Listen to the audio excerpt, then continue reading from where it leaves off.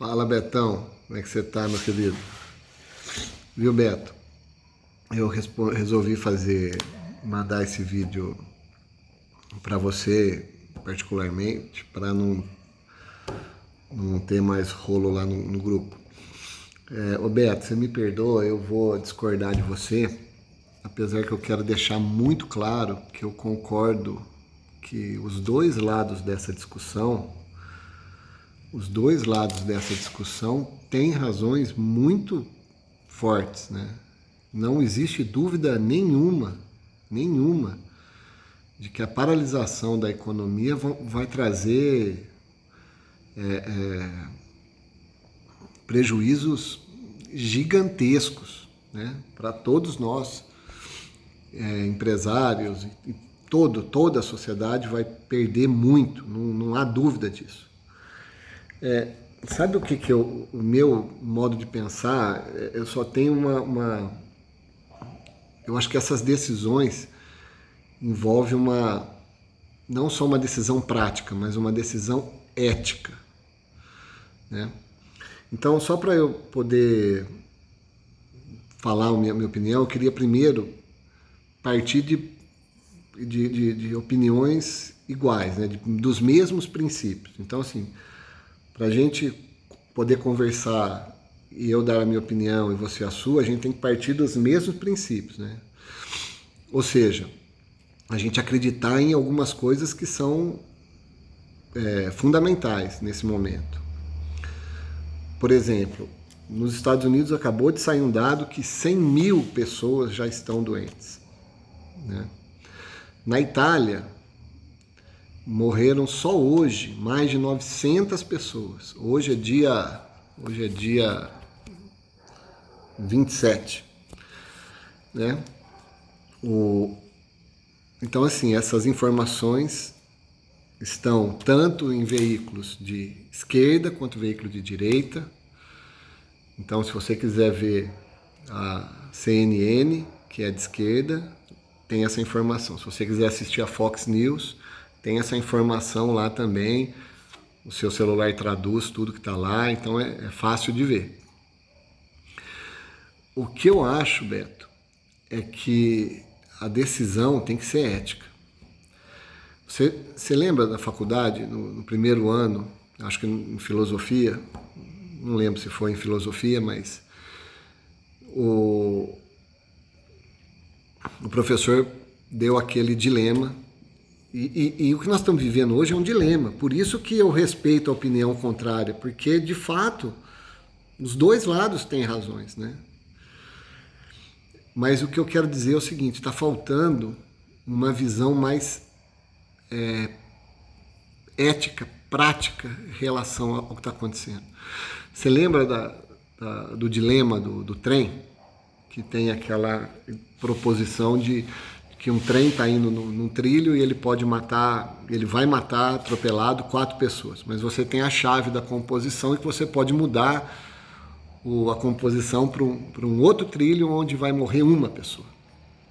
Então, quando você faz essa proposta, todo mundo, ou 99% das pessoas, respondem sem nenhum tipo de dúvida que preferem mudar e matar uma pessoa do que 4 ou 5 pessoas, né? Mas aí, se você muda um pouco essa proposta desse exercício mental e no outro trilho você coloca o seu filho, o seu irmão, a sua mãe, a sua esposa, as respostas mudam radicalmente. E por que isso acontece? Porque a gente não é totalmente diferente tomar uma decisão quando você se coloca no lugar do outro, né?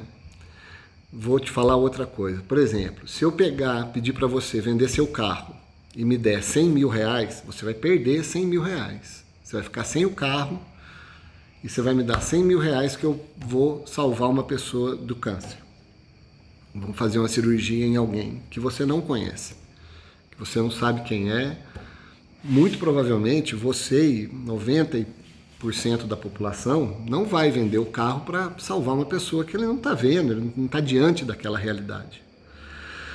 Agora, se você estiver dirigindo um carro numa estrada e entrar um bêbado na sua frente, se você desviar o carro e você não puser, você sabe que você não vai botar em risco nem a sua vida e nem a vida das pessoas que estão com você dentro do carro. Mas você desvia do carro, você desvia do bêbado e não, mesmo botando em risco o seu carro de 100 mil reais também. Por que você faz isso? Porque você está vendo a outra pessoa, você está diante de uma pessoa. Então, as reações humanas são diferentes quando a gente se coloca no lugar do outro. Então, que nem o Paulinho falou lá no grupo, né, que está todo mundo no mesmo barco. Nós não estamos no mesmo barco. Né? Minha esposa falou isso hoje e eu achei muito legal. Ela falou, tem gente que está num iate, tem gente que está num barquinho a remo, tem gente que está segurando um tronco e tem gente que está afogando. Né? Então, assim, eu sei, concordo, eu sou empresário também, você me conhece, sabe que eu não tenho nada de esquerda na minha ideia, mas eu acho que está faltando ética nessa decisão, está faltando se colocar no lugar do outro. Porque é o seguinte, você falar assim pro cara, olha, vai trabalhar, você tem que voltar a trabalhar, e em nome do geral, né? Em nome daqueles 5 lá que vão ser atropelados pelo trem.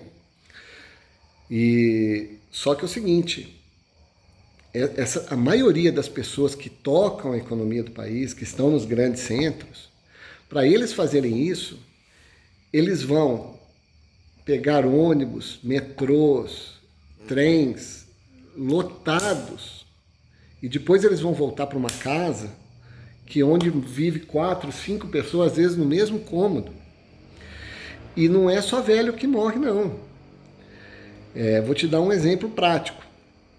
Meu irmão não tem opção de ir ou não ir para o trabalho, porque é um trabalho essencial. Ele é médico. Só que ele pôde pegar a família dele inteira, mandar aqui para o interior, para a casa da sogra dele, uma cidade vizinha aqui, e proteger o filho dele que tem diabetes. Entendeu? Agora, e o cara que mora lá? Como é que você vai pedir para ele fazer isso se ele vai colocar em risco a vida do filho dele, que tem asma, que tem diabetes, ou que está se recuperando de um câncer? Como? Então você vê como que muda totalmente a decisão que você toma quando você está enxergando a ponta, quando você está enxergando o problema. Então, se a gente partir de princípios, toda essa discussão só vale, como eu falei, se a gente partir de princípios verdadeiros. Né? A gente acredita que a doença vai chegar no país, né? Que não é uma gripezinha. Mas mesmo que for, muitas pessoas próximas de outras pessoas que às vezes não nossa, vão morrer.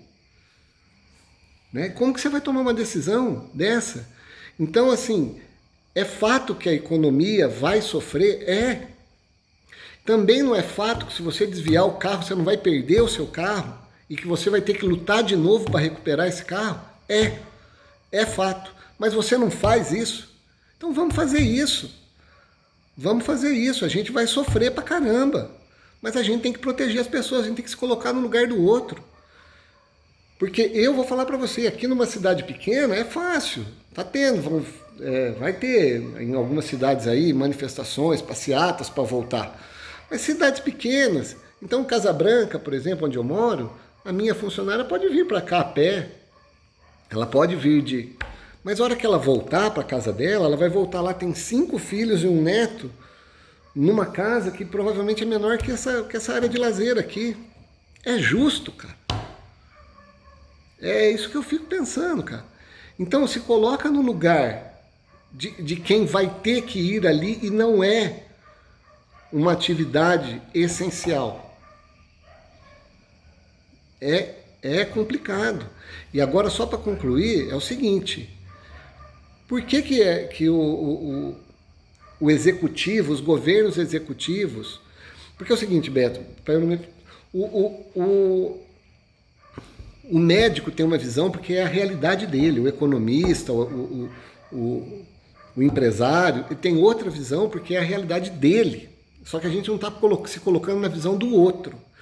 Então é o seguinte, o governo executivo, federal, municipal e estadual, tem realidades diferentes. Por que está essa briga entre os estados e municípios e o governo federal? Uma das coisas que eu acho que é o seguinte: a maioria dos hospitais públicos do país são ou municipais ou estaduais. É esse cara que vai estar enxergando o cara que está sendo atropelado. É ele que está enxergando o cidadão ali na ponta. Então, assim, vamos fazer o seguinte, vamos federalizar, então, a saúde, vamos transformar tudo em hospital federal, e aí a bucha vai lá para cima, entendeu? Então, as coisas, elas têm que se olhar pelo lado prático? Não tenha dúvida, mas aí tem que olhar pelo lado ético. Quando a gente se colocar no lugar do outro, será que a gente faz? Será que a gente está no mesmo barco? Será que um cara que mora numa casa como a minha, que tem lá um monte de quarto para eu espalhar todo mundo em cada um e ficar numa boa, é a mesma da minha empregada, do meu funcionário? Será que é a mesma? Não é. Então, quando eu me coloco no lugar dele, a gente muda, se a gente enxerga o que o outro, a realidade do outro, a gente muda a nossa ideia. Isso é estudado em filosofia, é estudado. Por isso que eu respeito a opinião contrária, porque é de fato um dilema. Cada um vive a sua realidade, cada um quer defender a sua realidade. Isso é normal.